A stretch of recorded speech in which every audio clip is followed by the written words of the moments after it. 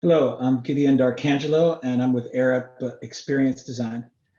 We just heard from Marissa about the storytelling framework and themes for the site. Now I will talk with you a bit about how stories are going to be told, retold, and experienced on the site, particularly through digital channels. I'll start with talking about the kinds of content that we will have.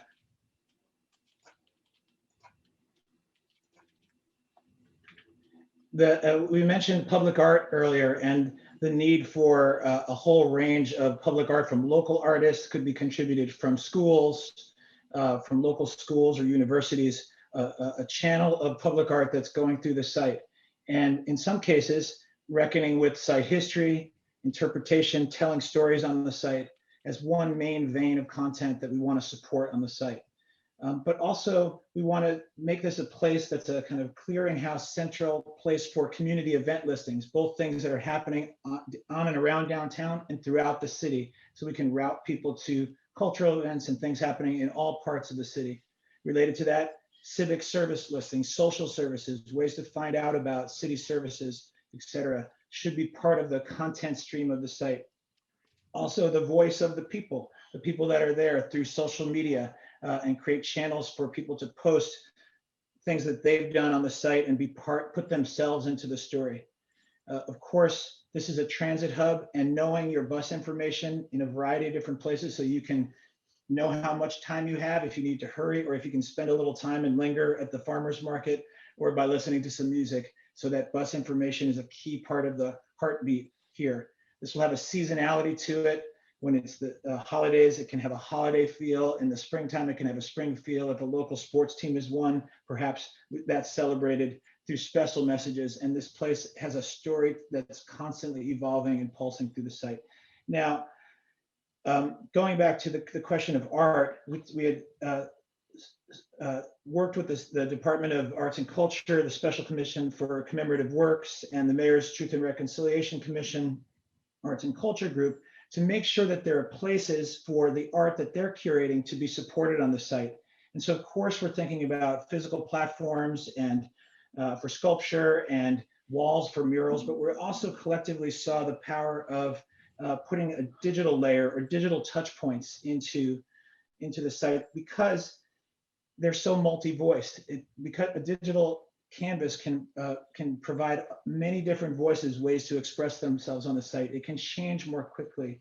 It can evolve and create an ever-changing interpretation of the site. So rather than having a static story about what life on Kennedy Plaza in downtown is, the digital channel allows for an evolving interpretive story. So some of the digital touch points are digital pylons, which I'll go to in great detail in a moment, projection mapping on buildings around the site for big events, which is done in the past, soundscapes that can bring you into a time and place in history, or a beautiful audio experience, and then a web presence and an upload portal where teens, other folks can put their own stories into it, and after being reviewed by the city, be celebrated on some of the displays of the town.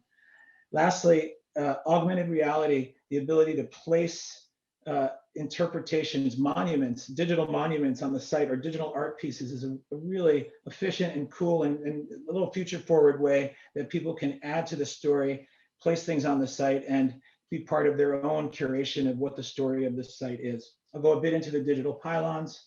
Here's a view of one here where, in this case, showing a listing for an event that's happening nearby. And these are throughout the site.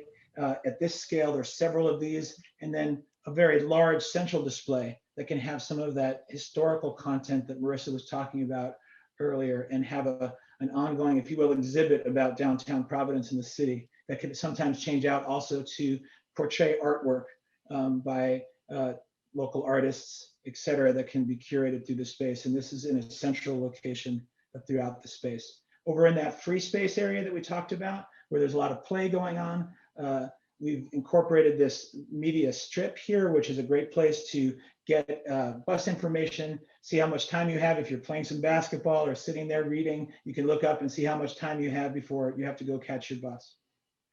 And here's a plan of where these digital pylons lay out on the site. They're on those two main axes that Yasmin spoke about earlier, of that traverse the site. up and across, and at the crossroads, that main display that I talked about, these digital pylons sort of mark the way and provide that information layer, digital layer on the site. Here is that piece here, the media strip over in the free space area. And these are all can be connected with the lighting as part of one system. And we've designed this as one system so we can have these takeover events and make the whole site orange on Waterfire, or pick up the colors of whatever the day of the year is on St. Patrick's Day or whatever. And these create a sense of immersive experience that connects all these different parts of the site.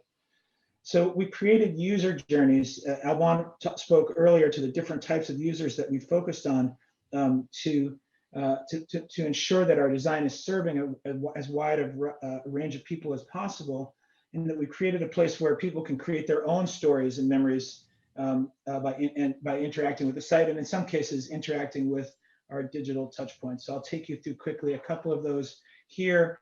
A downtown worker, he commutes to work on the bus. He gets off at his bus station, goes into work at lunchtime. Now has a variety of food options, goes across the site to get lunch at the food kiosk that's over here, and go into one of the islands here to meet a friend who is now taking an outdoor lunch together in one of the outdoor tables. They're listening to some music that some local musicians are playing along in here. And then on the way back to his office, checks out a new piece of digital artwork on the digital pylon as he crosses the plaza.